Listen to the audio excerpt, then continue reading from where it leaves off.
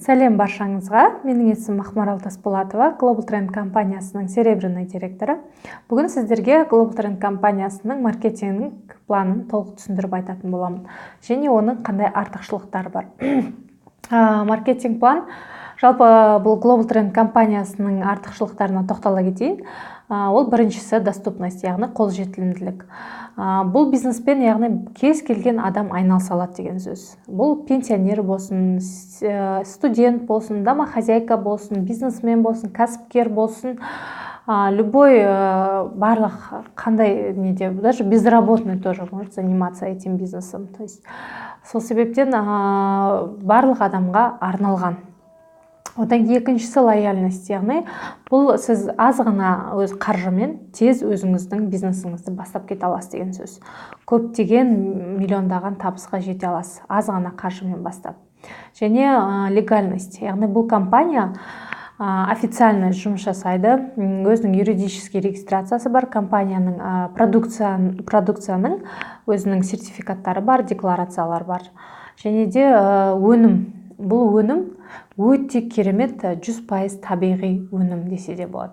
Себебі бұл ноу-хау технологиямен, жаңадан разработкамен жасалған өнім.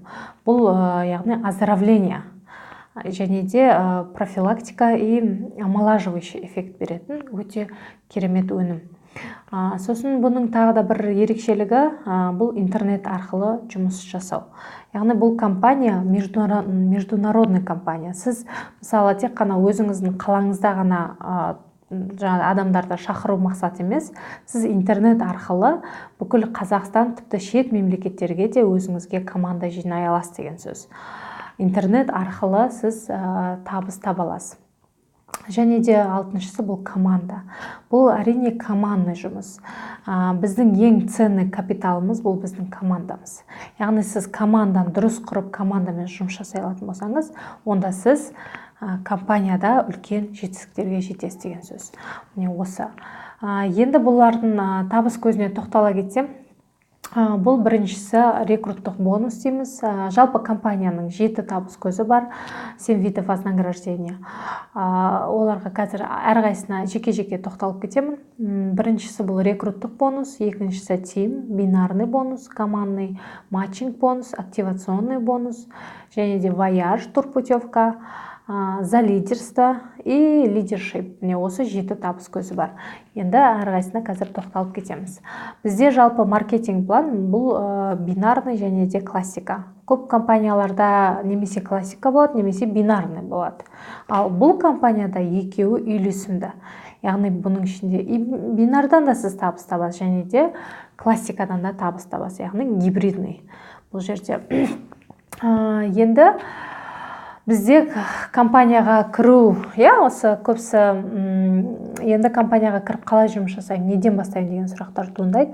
Бірінші сіз компанияға келгенде не істейсіз? Компанияның ұсынған 4 пакеті бар. Сол 4 пакеттің біреуіне тіркелуіңіз керек болады. Біріншісі ол small pack. Бұл пакетте 21 мың теңге тұрады. Сізге 2 бальзам береді. Бұл клиентский пакет. Сіз бұл пакетке тіркелген кезде тек қана клиент болып тіркелесіз, және де 7 табыс көзінің тек қана біреуін ғана табуға мүмкіндігіңіз болады. Ал қалған 6-ын табуға мүмкіндігіңіз болмайды. Екінші пакеті бұл стандарт пакет, яғни партнерский. Бұл жерде 42 мың теңге тұрады. Бұған сізге 4 нанобальзам береді. Осы пакеттен бастап, ары қарай кейінгі пакеттерде осы 7 табыс көзін табуға толықтай мүмкіндігіңіз болады. Үшіншісі медиум пакет, VIP пакет дейміз, 78 мың теңге тұрады. Бұған сіз 8 бальзам немесе 1 спрей концентрат алсаңыз болады. Және төртіншісі бұл big pack, яғни менеджерский пакет. Бұл 186 мың теңге тұрады.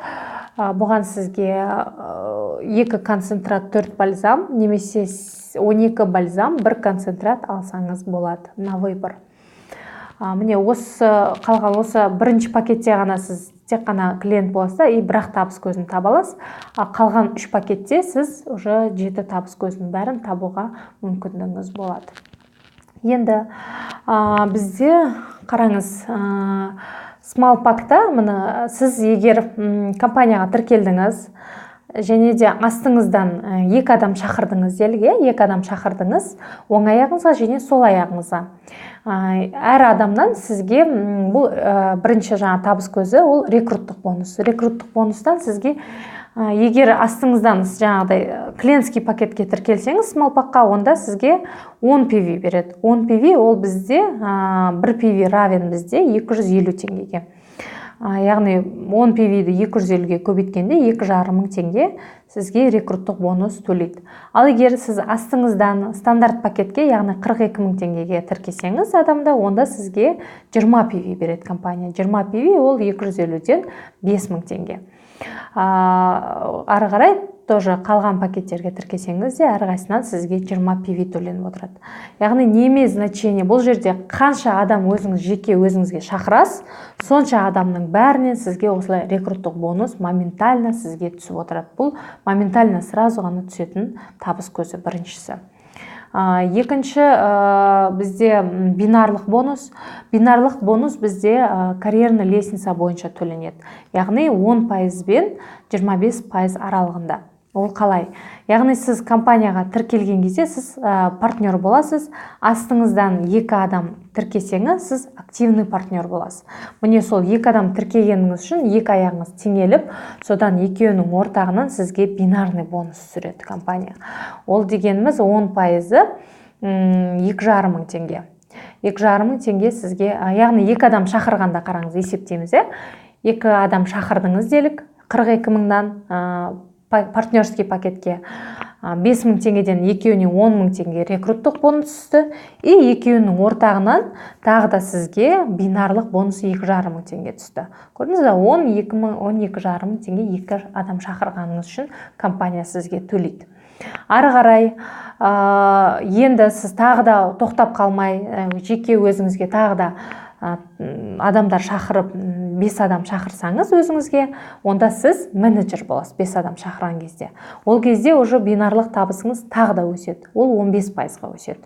Ол 15%-ы 250-ден көбейткенде 3750 теңгеден төленіп отырады әр адамнан. Бронзовый директор дегеніміз, ол бронзовый, сіз 5 менеджеріңіз, олар да 5 адамнан әрқайсы шақырып шыққан кезде, сіз бронзовый директор боласыз. Яғни сіздің 5 менеджеріңіз, олар да 5 адамнан 5 адамнан шақырып шықты, сол кезде сіз бронзаға шығасыз. И бронзовый директорда сізге 20% төленеді. Бинарлық табыс, ол дегеніміз 5 мың теңге. Содан кейін сіз 5 бронзовый директор шығарсаңыз, сіз серебряный директор боласыз. Ол кезде сіздің бинарлық табысыңыз уже 22%-ға тағы өседі. Ол дегеніміз бинарлық 5500 теңге серебряный директордікі. Сосын енді 5 емес, 4-ақ серебряный директор шығарсаңыз, сіз золотой директор боласыз. Золотой директорда сіздің табысыңыз 5750 теңге. Ол 22%.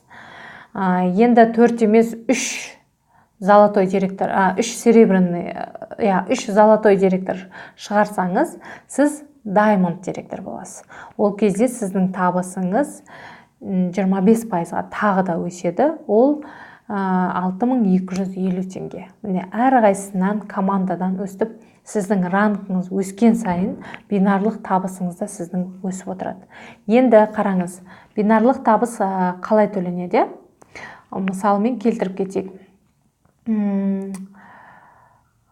Так, міне жерде қараңыз, бізде тағы да бинарлық табыс малый ветка және де большая ветка болып екіге бөлінеді.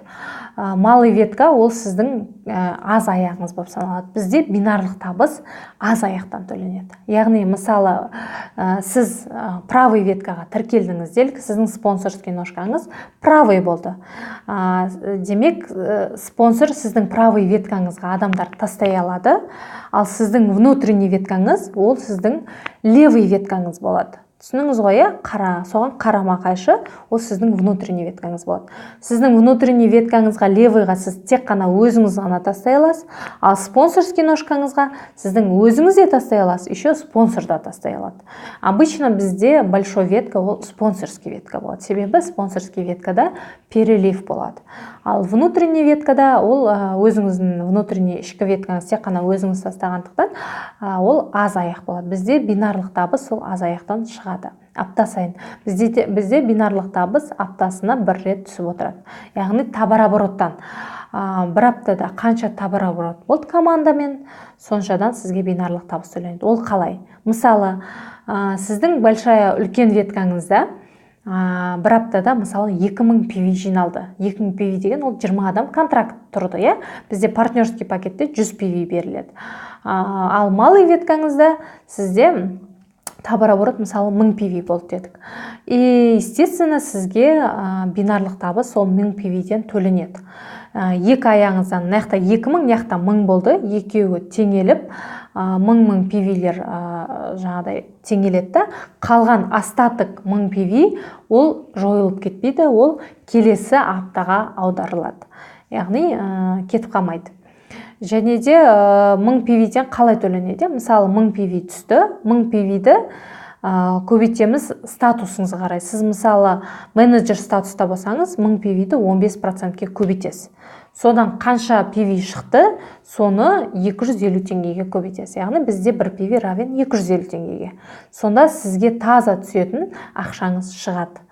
Түсініңіз, Одан кейін бізде аптасына бір рет түсетін и компрессия деген бар. Мысалы, сізде мысалы бірінші линияңызда, допустим, бір 5 адамды шақырдыңыз, оның үшеуі активный болып жұмыс жасады, үшеуі де менеджерге шықты. Ал ана екеуі неактивный болды, олар шықпай қалды. Бірақ олардың астында бір шақырған адамдары менеджерге шығып кетті. Сол кезде олар не істейді? Үстіндегі адам менеджерге шықпаса, оның астындағы адам менеджерге шығып тұрса, ол сізге компрессия болып, сіздің менеджеріңіз болып есептелініп кетеді. Ол өте керемет нәрсе, компрессия деген. Осындай жағы бар да. Мысалы, мына жерде бірінші уровеньде, мысалы, 2-ақ менеджер шықты, қалғандары 3 адамның шыққан жоқ. Бірақ оның астына шақырғанда, мысалы, 2-ші уровеньнен олардың шақырған адамдардан 2 менеджер шықты. Ол сізге, естественно, компрессия болып есептелінеді. 2-ші уровеньде де болмай қалды ма, 3-ші уровеньден біреу шығуы мүмкін да менеджерге. Ол да сізге компрессия болып есептелініп, сіздің менеджеріңіз болып кетеді. Міне компрессия дегеннің кереметтілігі осыда. Көп компанияларда тек қана бірінші ғана линиядан төленеді, астына глубинадан шығып атса, олар есептелінбей қалады. Ал бізде астыңнан да глубинадан да адамдар шығып атса, біз жұмыс жасай береміз. Компрессия болып, себебі ол бізге есептелінеді. Өте керемет. Мысалы, командада біз бірінші шақырған линияңыздағы адамдар неактивны болып тұруы мүмкін да, бірақ оның астындағы адам мен жұмыс жасай, маған үйрет деп келу мүмкін. Вот сол кезде сіз ол адаммен де жұмыс жасай бересіз. Неге? Ертең ол статусқа шығып жатса, ол сізге есептелінеді. Сіздің менеджеріңіз, сіздің бронзаңыз қандай статусқа шығады, ол сіздің личныйыңыз болып компрессиямен есептеліне береді. Міне кереметтілігі компанияның осы. Одан кейін компанияда тағы да бір айта кететінім, бізде қараңыздар, статусқа шығу үшін обязательно 2 аяқта да, мысалы сіз бронзаға шығу үшін 2 аяғыңызда да менеджер болу шарт. Тек қана мысалы сіз малый веткаңызға ғана 5 адамды тастап, сол 5 адамыңыз жаңағыдай менеджерге шығып, бірақ большая спонсорский веткаңызда ешкім шықпаса сізде менеджерге, сіз бронзовый директорге шыға алмайсыз. Неге? Себебі компанияның шарты солай, всегда хотя бы минимум 1 адам менеджерге шығу керек спонсорский ножкаңыз. То есть 2 аяғыңызда да болу керек деген сөз. Бұл компанияның әрі бір жағынан сіздің спонсорский ножкаңыздың өте мықты болуына бәріне қадағалап қойған. Себебі көп компанияларда спонсорский ножкасына тастамайды, тек қана внутреннен өсіре береді, ал спонсорский ножка хромает, спонсоры неактивный болады да, спонсор активный болса, конечно, повезло, неактивный спонсор болса, онда қиындау болады. Сол кезде сіз малый веткадан ғана өсіре беріп, большой веткаңызды өсірмесеңіз, сіз бинардан табыс таба алмай қаласыз. Спонсорға давай спонсор, адам таста давай деп давить етіп отырады. Ал бұл жерде ол жағының бәрін қарастырып қойған, өте үйлесімді. То есть сіздің активный адамдар спонсорский ножкада да обязательно кетіп отырады. Сол себептен спонсорский ножкада ешқашан жаңағыдай адам аз болып немесе құлап қалу деген ондай болмайды. Одан кейін бұл жерде тағы да айта кететіні, бізде статусқа байланысты төленеді, компрессия. Еще қазір айтам. Енді қараңыз, бізде тағы да бір не бар, яғни ограничениялар бар бинарлық бонуста. Себебі ол компанияның тұрақты болып, чтобы компания жаңағыдай разориться қалмас үшін оны ограниченияларда қояды. Ограничение ол, мысалы, сіз партнер статуста болсаңыз, сіз бір аптада 25 000 теңге таба аласыз. Одан асып кететін жағдайда, онда сізді ары қарай төленбейді. Яғни 25 000 ғана сіз максимально ала аласыз. Бір жағынан статусқа өсудің де мотивация болды. Көрдіңіз, сіз партнер болып, мысалы, астыңызда командаңыз күшті жұмыс істеп кетіп, 2 адам шақырдыңыз, сол 2 адамыңыз керемет жұмыста істеп кетіп, астынан команда істеп атқанымен, сізге хоть 1000 товарооборот болсын, қанша болсын, бірақ 25 000-нан сізден табысыңыз аспайды. Себебі сіздің статусыңыз партнер, сол себептен. Ал егер сіз 5 адам шақырып, сіз менеджер болдыңыз, менеджер кезде бұл ограничение 125 000 теңге. Яғни сіз бір аптаның ішінде 125 000 теңге максимально таба аласыз деген сөз. Не имеет значения, сізде қанша товарооборот болды, 125 000 теңге ол максимально. Яғни бір айдың ішінде сіз 500 000 теңге таба аласыз деген сөз, менеджер статуста болсаңыз. Ал бронзовый статуста, бронзовый директорда, онда максимальный статус бұл 375 000 теңге. 375 000 теңге бір аптада таба аласыз. Бір айда 1 миллионға дейін сіз табыс таба аласыз деген сөз. Серебряный директорда 625 000 теңге максимально. Золотой директорда 1 миллион. Яғни бір айда 4 миллион табыс таба аласыз деген сөз. Және де Diamond директорда 1 750 000 теңге. Міне, осы максимально 1 750 000 теңге. Бұл тек қана, учитывайте, тек қана бинардан ғана. А бізде еще басқа да табыс көздері бар. Рекрут бонус бар, матчинг бонус бар, активационный бонус. Оларды қазір сіздерге ары қарай айтатын боламын. Міне, бинарлық бонустар осы. Енді матчинг бонус, енді үшінші табыс көзі бұл матчинг бонус.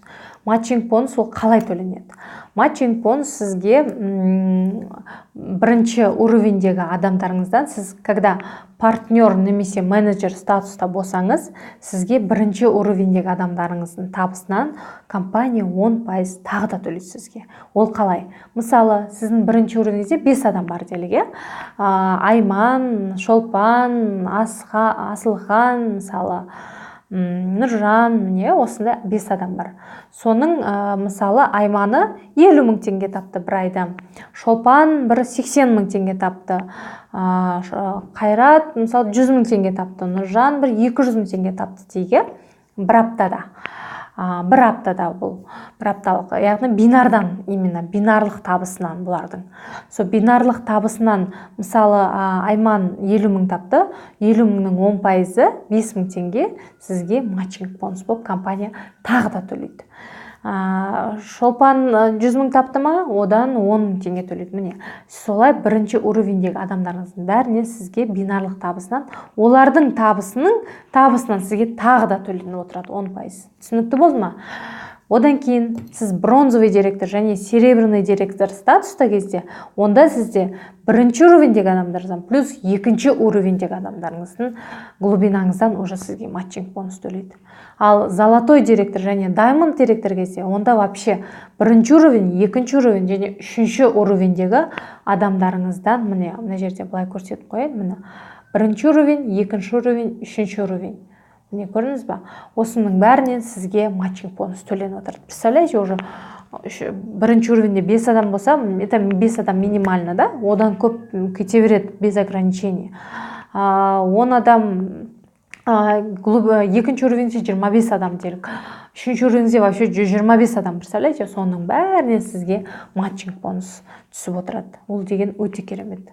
Сіз, то есть, жұмыс істемесеңіз де, мысалы, бір аптаның ішінде, бірақ командаңыз жұмыс жасап жатса, сізге солардың бәрінен пассивный доход, матчинг бонус түсіп отырады. Менде кейде өзімде командамнан апта сайын матчинг бонус түсіп қалады. Әжептәуір жақсы қомақты сума шығады. Сол кезде, мысалы, ол да бір плюс, ол да бір күшті риза болып қаласың да, матчинг бонустың өзінен жақсы ақша түсіп жатса. Енді бізде компанияда 4-ші табыс көзі бұл активационный бонус. Ол қалай төленеді? Қараңыз, сіз алғашқы кезде сіз бір айдың ішінде, мысалы, компания условия қояды, сіз бір айдың ішінде 75 мың теңге табыс тапсаңыз, онда компания айтады сізге, өзіңе 75 мың теңгеге, өзіңе 21 мың теңгеге 2 нанобальзам алып, активация жаса дейді, чтобы бонустар түсіп тұру үшін. Айына бір рет қана, бұл апта сайын емес, айына бір рет түсетін бонус. Ал егер сіздің табысыңыз айына, мысалы, 500 мың теңгеден асатын жағдайда, онда сізге компания айтады, 4 нанобальзам алып, 42 мыңға өзіңе активация жаса дейді. Ал егер сіздің табысыңыз 1 миллионнан асатын болса, онда 8 бальзам алып, 63 мың теңгеге өзіңізге активация жасасаңыз болады. Ал егер бір айда, мысалы, 74 мың теңге таптыңыз, или 74 мың 500 теңге, сіз ол айда активация жасамайсыз. Себебі 75 мыңға сіздің табысыңыз жеткен жоқ. Ал егер енді активационный бонус қалай төленеді? Активационный бонус, қараңыздар, бұл жерде таблица бойынша бірінші уровеньдегі адамдарыңыздан сізге 10%-дан төленеді. Яғни сіз, мысалы, өзіңіз табыс тауып жатсыз айына, және де астыңызда командаңызда оларда ақша тауып отыр, оларда табыс тауып отыр, ай сайын 75 мыңнан аса 100 мың, біреу 150 мың, біреу 200 мың айына ақша тауып отыр, И олар, естественно, неседі, олар активация жасайды. 75 мыңға өздеріне 2 бальзам алып. Бірінші уровеньдегі адамдарыңыздың барлығынан сізге 10%-дан төленеді активационный бонус. Ол дегеніміз 1250 теңге. Ал екінші уровеньдегі адамдарыңыз, олар да табыста, олардың да превышать етіп, олар да активация жасап жатқан жағдайда, онда олардың табысынан 5% төленеді. Ол дегеніміз 625 теңгеден. Әр активация жасаған адамнан солай түсіп отырады. Үшінші уровеньдегі адамдарыңыздан 3%-тен түсіп отырады. Ол 375 теңге, және де 4-ші уровень мен 9-ші уровеньге дейін 2%-дан төленеді. Ол 250 теңгеден. Міне, представляете, бұл бірінші уровеньмен, то есть 9 уровеньге дейін сізге активационный бонус түсіп отырады деген сөз. Ол, представляете, ол сізде уже астыңызда глубинаңыз кетіп қалуы мүмкін. Өте көп адамдар жасайды, соның бәрінен жиналған кезде сізде огромный, өте көп ақша жиналады, активационный бонус. Бұл бір айда бір рет бізге түсіп отырады. Себебі активацияны біз айына бір рет жасаймыз. Енді тағы бір өте керемет табыс көзі бар, компанияның бонусы бар, бұл Voyage турпутевка. Voyage бұл сіз серебряный директор статусқа шыққан кезде, серебряный директор ол қайсы? Ол сіз өзіңіз 5 адам шақырып менеджер болдыңыз, одан кейін оларда 5 адам шақырып бронзаға шығардыңыз оларды, и сіздің 5 бронзаңыз болғанда, сіз сильвер, яғни серебряный директор боласыз. Сол кезде компания сізге шетелге бір рет тегін путевка береді. Компанияның атынан сіз шетелге тегін бара аласыз. Бұл деген өте керемет. Шетелді көп адамдар көрмегенде болуы мүмкін. Міне компанияның арқасында, компанияның осындай несінің ұсынған бонустарының арқасында сіздер баруға мүмкіндіктеріңіз болады шетелді көруге. Бізде Дубайға барып келді, өткенде 250 адам барып келді. Өте керемет, өте қызықты өтті. Енді жаздағы путевка бұл Египет. Құда қаласа Египетке барамыз енді. Енді ары қарай компанияның 6-шы табыс көзі бұл вознаграждение за лидерство, яғни лидер шығарғаныңыз үшін төленетін бонус. Бұл дегеніміз, сіз мысалы өзіңіз серебряный статусқа шықтыңыз, және де астыңыздан жеке өзіңіз шақырған лично приглашенный, бұл жерде компрессия ойнамайды, яғни бұл бірінші линияңыздағы адамдардан төленеді. Бірінші уровендегі адамдарыңыздың біреуі өзіңіз астыңыздан серебряный директорға шыққан кезде компания сізге 1000 PV премия береді. Ол дегеніміз, бізде 1 PV равен 250 теңгеге 250 мың теңге. Тағы да шығардыңыз ба серебряный, тағы да 250 мың теңге береді. Тағы да шығардыңыз ба, тағы да 250 мың теңге береді. И сіз осылай 3 серебряный директор шығарған кезде, сіз уже голд, яғни золотой директор боласыз. И өзіңіз золотой болып, астыңыздан тағы да сіз золотой директор шығарсаңыз, сіз уже сізге компания 3000 PV тағы да премия береді. Ол дегеніміз 750 мың теңге. То есть за одного тот же, мысалы, сіз өзіңіз сереброға шықтыңыз, астыңыздан бір адамыңызды сереброға шығардыңыз, содан 250 мың теңге алдыңыз, және де өзіңіз золотаға шықтыңыз, сол сереброға шыққан адамыңыз, ол да золотаға шыққан кезде, ол үшін тағы да 750 мың теңге. То есть бір адамның өзінен сіз сереброға шығарған үшін 250 мың теңге, золотаға шығарған үшін 750 мың теңге, 1 миллион теңге сіз бір адамнан табыс таба аласыз деген сөз. Бұл жерде бірақ уақыт шектеулігі бар. Сіз өзіңіз сереброға шыққаннан кейін астыңыздан 3 айдың ішінде сереброға шығарсаңыз, осы вознаграждение береді. Ал золотаға, өзіңіз золотаға шыққаннан кейін артыңыздан 6 айдың ішінде шығарсаңыз, онда 6 айдың ішінде осы 750 мың теңгені береді компания. Енді 7-ші табыс көзі бұл лидершип дейміз. Бұл жаңағыдай өте сильный, мықты лидерлерге арналған. Бұл компанияның үлкен мероприятиясында, сондай орындарда мықты лидерлерге берілетін сыйлық. Бұны енді Құда қаласа компанияның 1 жылдық мерейтойы болады осы майда. Сол кезде жариялайды қандай сыйлық екенін. Міне осы компанияның ұсынған 7 табыс көзі маркетинг планы. Өте керемет. Маркетинг план өте денежный, яғни қаржылы. Басқа компаниялармен салыстырмалы түрде айтқанда көптеген табыс тауып, үлкен жетістіктерге жетуге болады. Бұл өзіміздің қазақстандық отандық компания. Және де енді осы компанияға тіркелгендер де бар болуы мүмкін, тіркелмегендер де болуы мүмкін, қай компания дұрыс деп іздеп жүргендер болуы мүмкін. Мен сіздерге, егер ізденісте жүрген адамдар болса, сіздерге осы компанияны кеңес беріп ұсынар едім. Себебі бұл компанияның болашағы өте зор. Бірақ жыл болды ашылғанына, әлі алдағы уақытта үлкен жетістіктер бұл компанияда елестер күтіп тұр. Және де маркетинг план да өте керемет, және продуктасы да өте керемет. Міне осы сіздермен болған мен Ақмарал Тасболатова. Сіздерге берген ақпаратым пайдалы болса, онда менің каналыма жазылып, лайк басуды ұмытпаңыздар. Сау болыңыздар, келесі видеода кездескенше.